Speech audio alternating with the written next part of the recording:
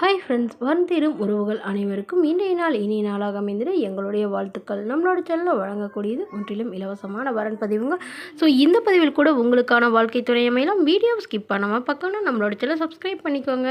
பெயர் நிரஞ்சனா, வயது 37 வயது ஆகுதுங்க. ராசி மேஷ ராசிங்க. ஜாதின்னு பார்த்தீங்கன்னா இந்துல ஆண்டி பண்டாரம் சமுதாயத்தை சார்ந்தவங்க. படிப்புன்னு பார்த்தீங்கன்னா இவங்க எம்எஸ்சி முடிச்சிருக்காங்க. ப்ரைவேட் கம்பெனியில் மாதம் 20,000 சேலரியில் வேலை பார்த்துட்ருக்காங்க. இவங்களோட திருமண நிலைன்னு பார்த்தீங்கன்னா 2ஆம் மனம் தாங்க. வரக்கூடியவருக்கு ஃபஸ்ட்டாக இருந்தாலும் ஓகே, செகண்டாக இருந்தாலும் ஓகே, எந்த வயதாக இருந்தாலும் ஓகேன்னு சொல்லியிருக்காங்க. இவங்களுடைய முகவரின்னு பார்த்தீங்கன்னா தூத்துக்குடியில் வச்சிட்ருக்காங்க.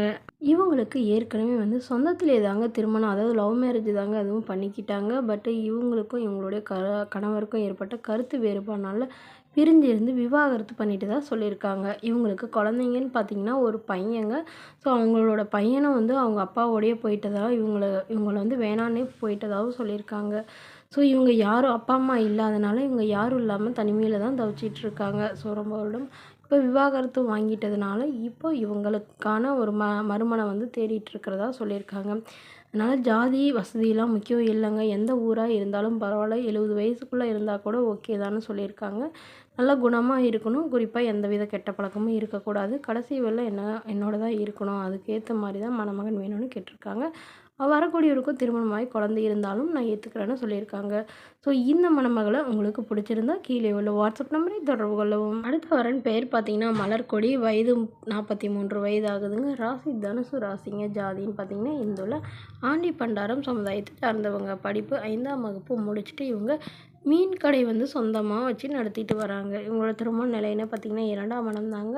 வரக்கூடியவருக்கும் ஃபஸ்ட்டாக இருந்தாலும் ஓகே, 2ஆவதாக இருந்தாலும் ஓகே, இவங்களுக்கு ஈக்குவல் ஏஜாக இருந்தாலும் ஓகேன்னு சொல்லியிருக்காங்க. இவங்களுடைய முகவரின்னு பார்த்தீங்கன்னா கடலூரில் வசிச்சிட்ருக்காங்க.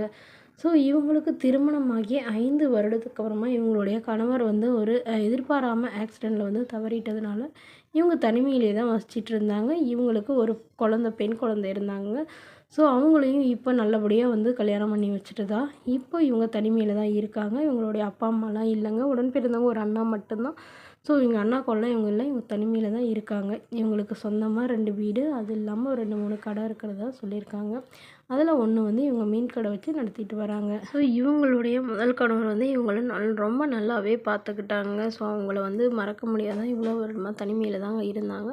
இப்போ இவங்களுடைய சூழ்நிலை காரணமாக இவங்க மறுமணம் பண்ணிக்கிறதா சொல்லியிருக்காங்க.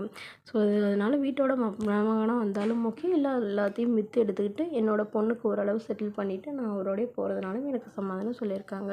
ஸோ இந்த மணமகளை உங்களுக்கு பிடிச்சிருந்தா கீழே உள்ள வாட்ஸ்அப் நம்பருக்கு உங்களுடைய முழு விவரங்களையும் எங்களுக்கு சென்ட் பண்ணுங்கள். இது போன்ற இலவச வரங்களை உடனுக்குடன் தெரிஞ்சுக்கலாம். நம்மளோட சேனல் சப்ஸ்கிரைப் பண்ணிக்கோங்க. தேங்க்யூ.